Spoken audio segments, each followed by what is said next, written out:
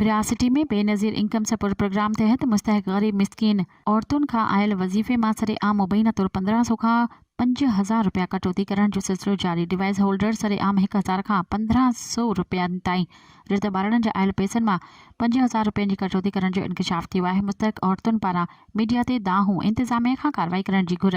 इन सिलसिले में मुस्तहिक गरीब औरतुनि दाहिंदे चयो त जिन औरतुनि जो वज़ीफ़ो 10,500 आयो आहे उन्हनि खां डिवाइस होल्डर 1000 रुपयनि जी कटौती कई पई वञे, जॾहिं त जिन मुस्तहिकनि जा 15,500 आया आहिनि उन्हनि खां 1500 रुपयनि ताईं कटौती करे रहिया आहिनि ऐं जिन मुस्तहिकनि जा 3 खां 45,000 आया आहिनि उन्हनि खां 3 खां 5,000 रुपया कटौती कई पई वञे। हुन ॿुधायो त जेकॾहिं असां एजेंटनि खे कटौती करण खां मना कयूं था त एजेंट असांखे गारगंद सां गॾु किस्त न कढी ॾियण ऐं मथां खां पैसा बंदि कराइण जी धमकी पिया ॾियनि।